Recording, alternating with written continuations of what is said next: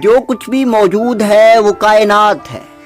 ہمارے قدموں تلے زمین سے لے کر نہایت دور چمکتے ہوئے ستاروں تک ہر چیز کائنات کا حصہ ہے.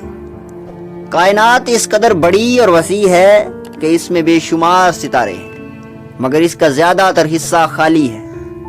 کائنات میں تقریباً 1 خرب کہکشائیں ہیں. ہر ایک کہکشاں 1 خرب ستاروں پر مشتمل ہے.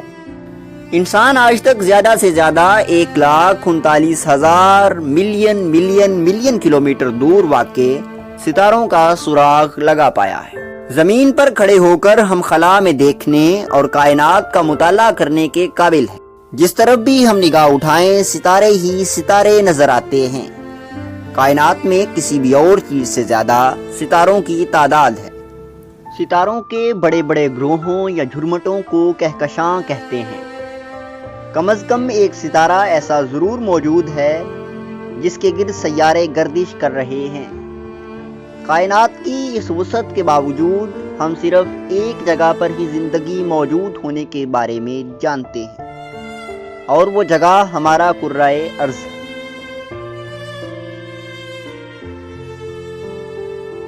شطرنج کے گھوڑے کی شکل کا جھنڈ جسے نیبولا کہا جاتا ہے، تاریک رنگ کی گرد والا ایک بہت بڑا غبار ہے. جیسا کہ آپ تصویر میں دیکھ سکتے ہیں، یہ ہمیں اس لیے دکھائی دیتا ہے کیونکہ گرد کے بادل نیبولا کے پیچھے سے آنے والی روشنی کو روک لیتے ہیں. کائنات ایسے بادل نما غباروں سے بھری پڑی ہے جو ہمارے مزید آگے دیکھنے کی راہ میں رکاوٹ ہے. کائنات کے بارے میں سوچنے کا آسان طریقہ یہ ہے کہ اسے ایک ایسے گیند کے طور پر تصور کیا جائے جو متواتر پھیل رہا ہے، اور اس کے نتیجے میں ہر ایک چیز کا درمیانی فاصلہ بڑھتا جا رہا ہے. کائنات سے آگے کچھ بھی نہیں، کیونکہ سارا زمان و مکان اسی کے اندر موجود ہے. اس سے باہر نہ کوئی چیز ہے اور نہ کوئی زمانہ. کائنات میں فاصلہ اس قدر وسیع ہے کہ پیمائش کی اکائی کے طور پر نوری سال کا استعمال کیا جاتا ہے، جسے آپ لائٹ ایئر کہہ سکتے ہیں. روشنی تقریباً 3 لاکھ کلومیٹر فی سیکنڈ کی رفتار سے سفر کرتی ہے، اور روشنی اس رفتار کے ساتھ 1 سال میں جتنا فاصلہ طے کرے وہ ایک نوری سال کہلائے گا.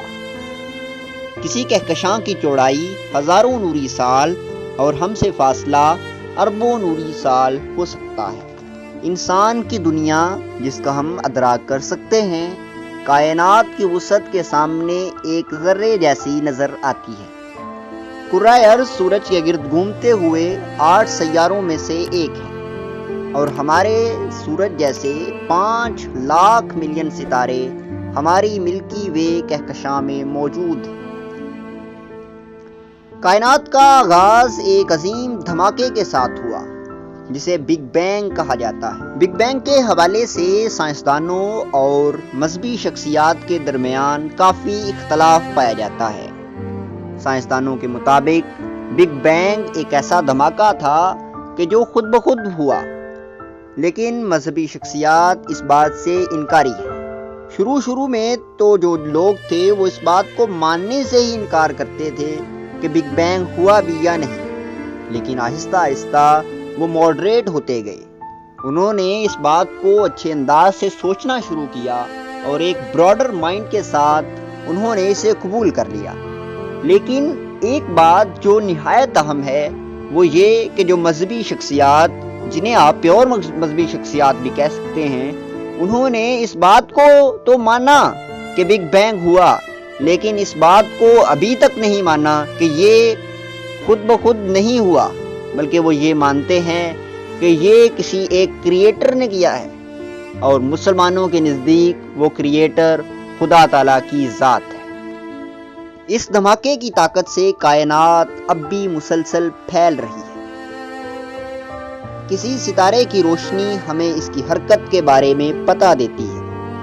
اگر ستارہ سورج سے پرے کی طرف حرکت کر رہا ہو تو ساکت ستارے کے مقابلے میں اس کی روشنی پھیلی ہوئی ہوگی۔ پرے کو جاتے ہوئے ستارے کی روشنی 7 رنگوں کی پٹی، جسے اسپیکٹرم کہا جاتا ہے، میں سرخ رنگ والے حصے کی طرف دکھائی دیتی ہے۔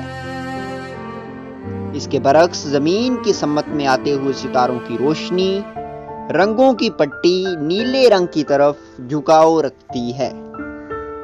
تقریباً 15 ارب سال قبل ہونے والے عظیم دھماکے میں تمام مادہ، توانائی اور زمان و مکان وجود میں آئے۔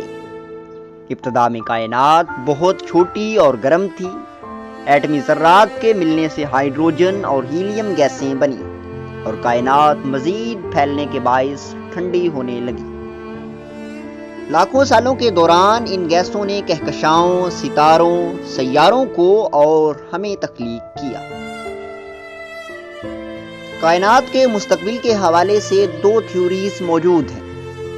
یا تو اس کے پھیلنے کا سلسلہ رک جائے گا اور پھر ایک سکڑنے کا عمل شروع ہوگا، یا یہ ہمیشہ کے لیے پھیلتی ہی رہے گی۔ نئی وجود میں آئی ہوئی کائنات پھیلنے پر اس کا مادہ آپس میں ملنے لگا۔ بگ بینگ سے تقریباً 3 لاکھ ملین سال بعد کہکشاؤں کی تشکیل کا عمل شروع ہوا۔ نظام شمسی اس عظیم دھماکے سے تقریباً 10 لاکھ ملین سال بعد کی پیداوار